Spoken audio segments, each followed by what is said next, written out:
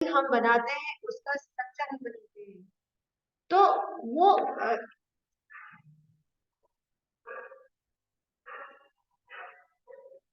जो भी हम बनाते हैं बिल्डिंग या स्ट्रक्चर, हमेशा उसमें वही चीज आती है जो कि आपको लाइफ में दिखनी चाहिए।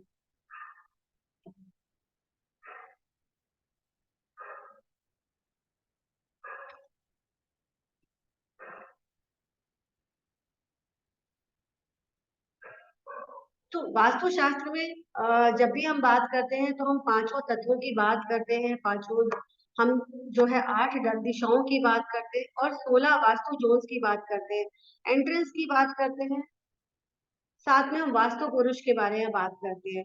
तो इस सब के बारे में आप, ऐसा कौन है जिसकी इच्छा नहीं होती कि वो खुश रहे, हेल्दी रहे, वेल्दी रहे और पॉजिटिव एनर्जी में रहे। हम सभी इसी इन्वायरमेंट में जीना चाहते हैं। जब प्रकृति की शुरुआत हुई थी, उस प्रकृति के साथ जब मनुष्य ने समूह में रहना सीखा, यानी इकट्ठे रहना सीखा, तो उसने क्या किया? नदी के पास रहना शुरू किया। नदी क्यों? क्योंकि पांचों एलिमेंट्स, जल, पृथ्वी, अग्नि, वायु और आकाश, पांचों एलिमेंट्स में जल सबसे इंपॉर्टेंट है, क्योंकि जब भी जल की शुरुआत होती है, जल ही जीवन है। जल में ऑक्सीजन यानी वायु, वायु से जब प्राण शक्ति होती है तभी चीजों का उत्पादन होता है, यानी चीजें बनती हैं। पृथ्वी पर अगर पानी और वायु ना हो तो पृथ्वी पर लाइफ एग्जिस्ट ही नहीं कर सकती। जहां पानी इवेपोरेट होकर के, जब पानी इवेपोरेट होता है तो कहाँ जाता है? स्पेस में, यानी आकाश में। और आकाश से क्या है? फिर से बादल से पानी बरसता है। तो यानी कि पानी से शुरुआत होती है और पानी से ही ये साइकिल लाइफ का चलता रहता है। तो इसलिए जैसे हमारी बॉडी में भी 72% से लेकर के 75% तक वाटर है, इसी तरीके से पूरे इन्वायरमेंट में भी इतना ही लगभग परसेंट वाटर का कंटेंट है। तो ये वाटर के साथ ही जब सृष्टि की शुरुआत होती है, तो जब मनुष्य ने लगभग 7वीं शताब्दी में समूह में रहना सीखा, यानी एक साथ जुड़ करके रहना सीखा, तो उन्होंने नदियां ढूंढी, यानी नदियों के किनारे उन्होंने सभ्यता का विकास किया। और सिंधु घाटी की सभ्यता इसका सबसे बड़ा उदाहरण है। उसके बाद हड़प्पा, मोहनजोदाड़ो, या फिर जितने भी हम एंशियंट स्कल्पचर्स देखते हैं जो कि मॉडर्न वास्तु में भी बात करते हैं, तो आर्किटेक्चर के साथ जब भी प्लानिंग की तो इन्हीं पांचों एलिमेंट्स की बात की। इन्हीं पांचों एलिमेंट्स को हम जब बैलेंस करना सीखेंगे। अगर बॉडी में बात करें, अब ये हमारी बॉडी में जो नाभि का स्थान है, या फिर हमारे बॉडी में जल अगर ज्यादा हो गया तो क्या होगा? यानी कि बॉडी, शरीर में सूजन आ जाएगी, ब्लॉटिंग की समस्या आएगी। अगर वायु तत्व बढ़ जाता है, अग्नि बढ़ती है, तो एसिडिटी या गैस की समस्या शुरू होगी। अर्थ एलिमेंट ज्यादा है, पानी कम है, तो डिहाइड्रेशन की शुरुआत हो जाती है। यानी इस तरह की जब चीजें हमारे को, या फिर हमारा मेटाबॉलिज्म कमजोर है, हम कितना ही प्रयास कर ले पतले होने का, या फिर थायराइड हो गया है, या फिर हमारे को बहुत सारी डिजीज लग गई है, कोशिश कर रहे हैं पतले होने की पर हो नहीं पा रहे हैं। तो ये जब अगर हमारा खाना पच ही नहीं रहा है, बॉडी में सड़ रहा है, तो उसी एलिमेंट की वजह से अड़ रहा है। तो जब भी हम किसी बिल्डिंग का निर्माण करेंगे तो इसी एलिमेंट्स के साथ ही हम बैलेंस करना सीखेंगे। तो मैं अभी आपको क्लास में ये आपको बताऊंगी। पहले हम 16 जोन्स के बारे में भी बात करेंगे। उससे पहले आपको ये तो पता चलना चाहिए कि वास्तु का इतिहास क्या है, और वास्तु की कल्पना क्या नहीं है, ये एक वास्तु यथार्थ रूप में है। वास्तु के इतिहास करें तो वास्तु का इतिहास हमारे वेदों, शास्त्रों से उल्लेख है। अथर्ववेद के जो स्थापत्य वेद जो है, वहां पर जो है अथर्ववेद के पुराण में ये जो है ये वास्तु पुरुष की परिकल्पना और वास्तु के बारे में सारी बातें बताई गई हैं। और अलग अलग शास्त्रों में, जैसे रामायण में, महाभारत में, मत्स्य पुराण में, अग्नि पुराण में, इन सब में वास्तु के बारे में बात की गई है।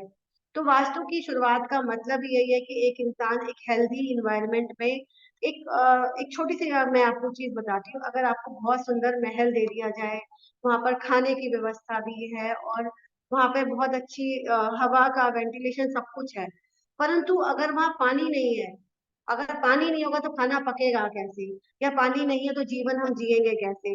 वैसे ही अगर उसमें हमने पानी भी रख दिया, खाना भी रख दिया, सुंदर बना भी दिया, अच्छे तरीके से उसकी बाउंड्री भी कर दी, बट वहां से खिड़कियां ही बंद कर दी, यानी हवा के आने जाने का साधन ही बंद कर दिया, तो क्या होगा? एलिमेंट डिसबैलेंस हो जाएगा। वैसी बॉडी वैसे शरीर। तो वास्तु पुरुष की जो कहानी है बहुत छोटे से शब्दों में समझा रही है ताकि इसको क्लास को हम शुरू कर सके। शिवजी जी और अंधकासुर नामक राक्षस का जो है मत्स्य पुराण में इसका वर्णन मिलता है। जब उनकी लड़ाई हो रही थी राक्षस की, तो उनपे क्या हुआ कि शिवजी जी के पसीने से जब उनकी बूंद जो है जमीन पे गिरी, तो एक भयंकर एक आकृति जो है वो जो है इस ब्रह्मांड में आ गई, और वो जगह उसने पैदा होते ही अंधकासुर का सारा ब्लड पी लिया, और जो है वो उसके भूख के लिए वो सारी तरफ घूमने लगा। अब सभी देवता और दानव घबरा गए कि ये तो सबको खा जाएगा, और उसने शिव जी की बहुत बड़ी भक्ति की थी, तो उस शिव जी से उसको वरदान भी था कि वो तीनों लोगों को खा सकता है। तो सभी देवताओं ने युक्ति लगा के उस पुरुष को, उस आकृति को जमीन पर, पृथ्वी पर औंधे मुंह उल्टा उसको लिटा दिया। जैसे कि आप इस फिगर में देख रहे हैं कि ये जो फिगर है ये जो है उल्टा लेटा हुआ है।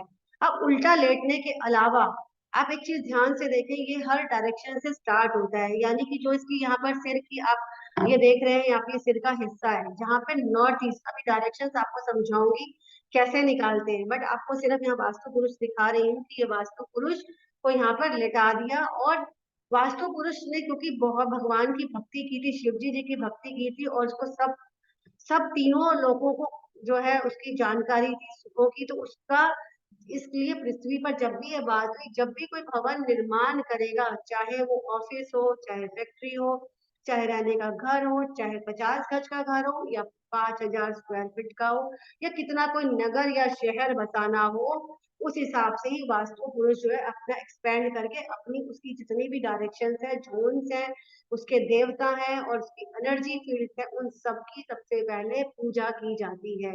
इसलिए जब भी हम कभी घर खरीदते हैं तो वास्तु पुरुष पूजन के बिना उस घर में एंट्री करना बहुत खतरनाक हो जाता है, यानी कि वो शक्तियां जो है आपको पॉजिटिव जो मिलनी होती है, वो पॉजिटिव शक्तियां आपको नहीं मिल पाती। तो इन्हीं पॉजिटिव शक्तियों की अगर हम बात करते हैं तो इस वास्तु पुरुष की कल्पना में हम इनको देखते हैं। तो जैसे कि आप ये वास्तु पुरुष देख रहे हैं, इस वास्तु पुरुष में हमें कुछ रेड कलर के डॉट्स है, कुछ ब्लैक कलर के डॉट्स है।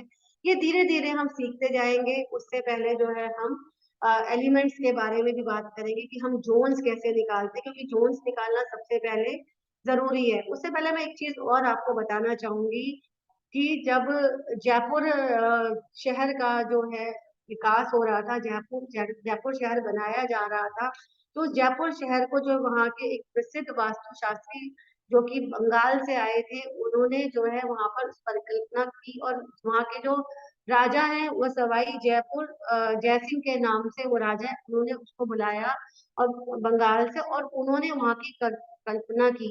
और कल्पना करने के बाद जो पूरा सिटी को बनाया गया, तो सिटी को पूरा कलर थीम से लेकर के उसका डिजाइनिंग से लेकर के, जैसे कि अगर हम देखेंगे तो पूरा 9 पार्ट्स में डिवाइड करके 9 खंड बनाए, चौपड़ बनाई, वहाँ के प्रकोष्ठ बनाए, और वो एक जब हम कोर्स स्टडी करेंगे, केस स्टडी करेंगे, तो हम जयपुर का केस लेंगे। जयपुर में क्यों खास बात है कि कहाँ मनोरंजन है, कहाँ पे व्यापार है, जहाँ जोहरी बाजार है वहां पर माँ काली की पूजा क्यों की जाती है, माँ लक्ष्मी की पूजा कहाँ की जाती है, माँ सरस्वती की कहाँ पूजा की जाती है। तीनों देवियों को वहां पे स्थापित किया गया। 9 प्रखंड में अलग अलग जगह पे कहीं जलाशय बनाए गए, कहीं बिजनेस बनाया गया, कहीं पर मनोरंजन बनाया, रहने के लिए अलग अलग जगह बनाई। तो पूरा का पूरा अब तो थोड़ा सा उसका जो नक्शा चेंज होता जा रहा है। और एक और खास बात मैं बताऊंगी, जो ये वास्तु पुरुष का आपके ना भी देख रहे हो, ऐसे किसी भी शहर, किसी भी देश, किसी भी घर, किसी भी बॉडी, ये इम्पोर्टेंट होता है। आप जब जयपुर के चौराहों पर जाएंगे तो आप वहां चौराहे पर देखेंगे, हर चौराहे यानी सर्कल पर वो उन्होंने गोल धारे से वहां पे ग्रीन घास उगा करके, या वहां पर आने जाने का साधन नहीं किया, वहां पर कोई लोग चलते नहीं है। तो क्योंकि जो भी एनर्जी निकलती है, जो भी ऊर्जाएं निकलती है, वो हमारी नाभि से या वास्तु पुरुष की नाभि से निकलती है। इसलिए उस नाभि को ही जो है एनर्जाइज करके, और वहां पर उसको नाभि स्थल से जब ऊर्जा निकलती है, तो उस ऊर्जाओं को जब हम देख सकते हैं, तो उस ऊर्जा के साथ ही जो है पूरे चारों तरफ जिन दिशाओं में, जहाँ से यहाँ पर, यहाँ यहाँ यहाँ चारों तरफ पॉजिटिव है तो पॉजिटिव एनर्जी फैलेगी, नेगेटिव है तो नेगेटिव। इसलिए वहां पर तो जो है स्थान को बहुत पवित्र और शुद्ध रखा गया है। उसीलिए किसी भी बिल्डिंग, अब आप बड़े बड़े होटल्स में जाओ, अभी मॉडर्न पुराना में नहीं, अब जितने भी नई बिल्डिंग्स बन रही है आप देखेंगे ऊपर ग्लास का वहां पे पूरा दिया गया, रिफ्लेक्शन दिया गया, वहां पे रोशनी का प्रबंध भी किया गया, फाइबर ग्लास लगाया गया, कांच का ग्लास वहां नहीं लगाया गया, और वहां पर जो है खुला एक रखा गया। तो ऐसे ही चौराहों को भी उन्होंने सर्कल के रूप में वहां पर किसी की आवागमन को बंद किया, ताकि वास्तु पुरुष की एनर्जी जो है डिस्टर्ब ना हो। क्योंकि जितना ट्रैफिक चलता है, शोर मचता है, लाइटें जलती है, वो वास्तु पुरुष को परेशान कर सकती है, उसकी एनर्जी को स्कैटर्ड कर सकती है। इसी तरह चंडीगढ़ का वास्तु भी है, चंडीगढ़ को भी कुछ कुछ जयपुर के स्तर पे बनाया गया है। तो इसलिए जो भी हम ग्रेविटेशनल फोर्स की बात करते हैं, मैग्नेटिकल फोर्स की बात करते हैं, तो हर फोर्स जो है वास्तु पुरुष के साथ में परिकल्पना के साथ भी बात की जाती है। उसी तरह से रामायण की बात करें, जो राम सेतु बनाया गया था भगवान राम के द्वारा, वो भी वास्तु पुरुष की वास्तु के पुरुष के साथ साथ पांचों तत्वों का एलिमेंट करके बनाया गया था।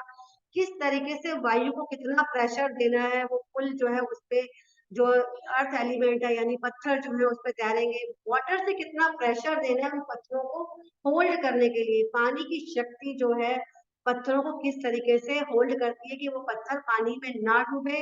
उधर से वायु लाइटर होकर जो है गुरुत्वाकर्षण से उन पत्थरों को अपनी तरफ खींच रही है, और जमीन वाली जो में जो जाने वाली फोर्स है वो पत्थरों को नीचे नहीं जाने दे रही। तो ये एक बहुत इंपॉर्टेंट बात है उस पुल को बनने की।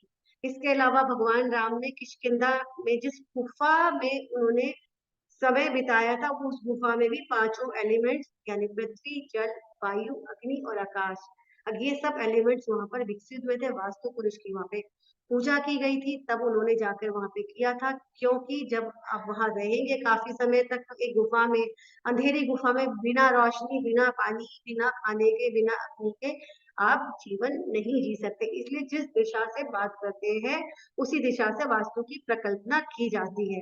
अच्छा, एक बात और है, वास्तु में जब हम कभी किसी घर को खरीदते हैं तो हमें 3 S ध्यान रखने होते हैं, ट्रिपल S, यानी शेप, साइज और स्लोप। यानी वास्तु का भूखंड किस प्रकार का है, अब गोल लेते हैं, चौकोर लेते हैं, ट्राइंगल लेते हैं, अब हम एक क्यों स्क्वायर या रेक्टेंगल या फिर सर्कल वाले प्लॉट्स ज्यादा बेनिफिशियल रहते हैं, क्यों? क्योंकि उनकी एनर्जी एक्सपेंड होके चारों तरफ से सारे, जैसे इस वास्तु पुरुष का आप सर्कल देख रहे हैं, ये सारे तरफ से ऐसे घूम रही है, स्क्वायर में भी सारी डायरेक्शन आ जाएंगी। इफ ये ट्राइंगल हो जाता है, यानी यहाँ से लेकर के ये इस तरीके से ट्राइंगल हो जाएगा, तो यहाँ पे अगर मान लो फॉर एग्जांपल ये नॉर्थ का ही प्लॉट है, तो एन ई और ये एनर्जीज कट जाएंगी, इधर से ये एनर्जीज कट जाएंगी, नीचे की एनर्जीज नहीं कटेंगी। इसीलिए ऑड शेप में वास्तु डिफरेंट होता है, स्क्वायर शेप में वास्तु अलग अलग होता है। तो जब भी हम वास्तु की बात करते हैं तो इन सब में हमें शेप्स का खास ख्याल रखना होता है। चारों तरफ से इन्वायरमेंट की हम जो बात करेंगे उसी तरीके से करते हैं। तो ईशान कोण से शुरू होकर के ये इन्वायरमेंट चल रहा है। अब हम अपना आपको डायग्राम जो है अब स्टार्ट कर रहे हैं कि हम इसको किस तरीके से जो है हम अपनी इसको शुरुआत करेंगे। तो चलिए अब हम शुरुआत करते हैं। अब अच्छा, और एक बात और है कि अब आपको तय करना है, किसको तय करना है? आप लोगों को। जिस जिसको तय करना है अपने भविष्य और वर्तमान को बढ़िया बनाने के लिए, सब लोग चैट बॉक्स में लिख सकते हैं यस। तो कौन कौन अपना वर्तमान, क्योंकि वर्तमान से ही हमारे भविष्य का निर्माण होता है, वर्तमान हमारा अच्छा है तो हमारा भविष्य ऑटोमेटिकली जो है गुड हो जाता है। किसी विद्वान की कही गई ये जो है कोटेशन है, ये हर जगह काम आती है। तो इसलिए आप भी पांचों एलिमेंट्स अपनी बॉडी के, अपनी जहां पर आप रहते हैं, जहां आपका ऑफिस है, आपकी फैक्ट्री है, दुकान है, लैंड है, प्लॉट है, वहां सब में आप सब लोग यस लिख सकते हैं कमेंट सेक्शन में। और बीच बीच में अगर कोई वीडियो ऑन करना चाहे तो अपना वीडियो भी अपना ऑन कर सकते हैं। अब ये एलिमेंट वाला के अलावा अब हम जो है डायग्राम्स बनाएंगे जो हमारे डायरेक्शंस के साथ चलेंगे, यानी कि जहां पर हम 90 डिग्री, यानी पृथ्वी का रोटेशन, पृथ्वी की बात करें तो हमारी पृथ्वी जो है 360 डिग्री की दूरी पर घूमती है, और 360 डिग्री का जो सर्कल है, उस 360 डिग्री को जब हम किस तरीके से पार्ट में डिवाइड करते हैं, ये अभी आप सीखने वाले हैं।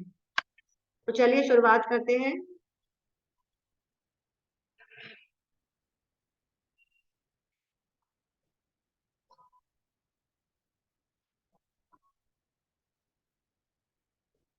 क्योंकि ये चार्ट आपको बना बनाया भी मिल जाएगा, मिलता है, और मैं आपको उसकी जो है आपको शेयर भी कर दूंगी इसको किस तरीके से बनाना है।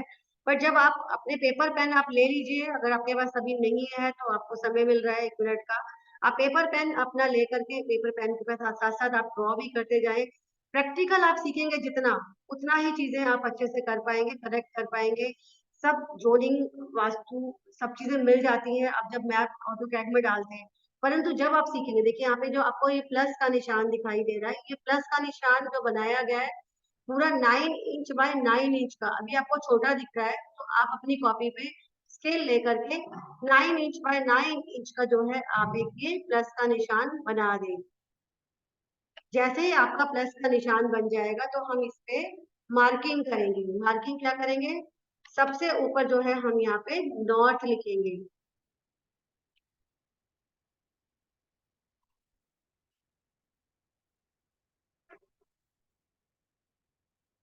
ये डायरेक्शन नॉर्थ की है।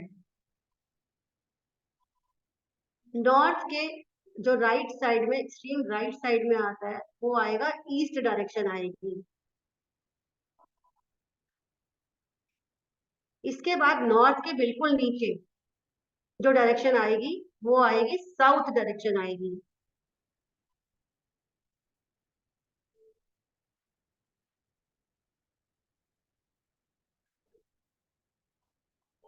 अब इसके बाद जो यहाँ पर आएगी लास्ट डायरेक्शन, जो यहाँ पर रहेगी वो रहेगी यहाँ पे वेस्ट डायरेक्शन।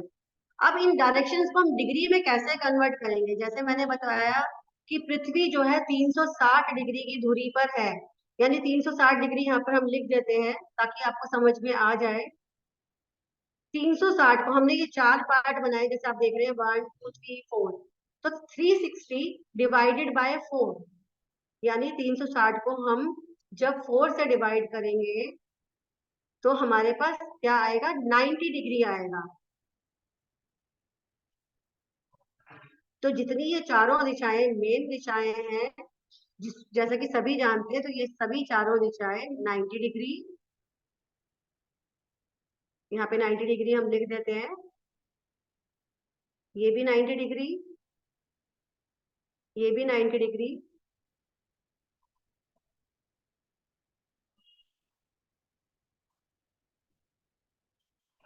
आप लोग भी साथ साथ अपने बनाते रहिए। लास्ट में क्लास में मैं सबका जो है स्क्रीन देखेंगे कि जिसने बनाया है वो अपनी पिक्चर खींच करके हमें व्हाट्सअप करेंगे, या फिर यहीं पर जूम पर आप जो है शो करेंगे। क्योंकि ये सेशन बहुत इंटरेक्टिव रहने वाला है, साथ में आपको प्रैक्टिकल भी करने को मिलेगा। ऐसा नहीं कि सिर्फ मैंने बोला और आप लोगों का क्लास खत्म हो गई। जब तक आप चीजों को सीखेंगे नहीं प्रैक्टिकल तरीके से, चाहे आपको कितना भी टाइम लगे, आप इसको पूरा इस डायग्राम को आज समझ लें ताकि आपको अच्छे से ये करना आ जाए। क्योंकि फिर तभी हम 16 डायरेक्शंस की हम एट्रीब्यूट, जो आज का हमारा टॉपिक है, वो हम कवर कर पाएंगे। ये 90 डिग्रीज हो गया। अब हम क्या करेंगे, इन्हीं 90 डिग्री से हम एक पूरी लाइन यहाँ से लेकर के और यहाँ तक, ऐसे एक लाइन पूरी सिंगल लाइन यहाँ से लेकर के जो दोनों के बीच में से जा रही है, एक और, उसका भी मैं कारण बताऊंगी। पहले हम लाइन ड्रॉ कर लेते हैं। हम यहाँ से लाइन ड्रॉ करेंगे और ये लाइन यहाँ तक पूरी लाइन जाएगी पूरी इक्वल में। अब एक ही लाइन, और हम नॉर्थ और वेस्ट के बीच में एक लाइन यहाँ पर हम इसको खींच लेंगे यहाँ से, और यहाँ तक इस लाइन को खींचा जाएगा। परफेक्ट। अब हम यहाँ पे लिखेंगे, अब ये कितनी दिशाएं हो गई हमारी, 1 2 3 4 5 6 7 और 8। अब हम क्या करेंगे, 360 डिग्री डिवाइडेड बाय 8, क्योंकि हमारे पास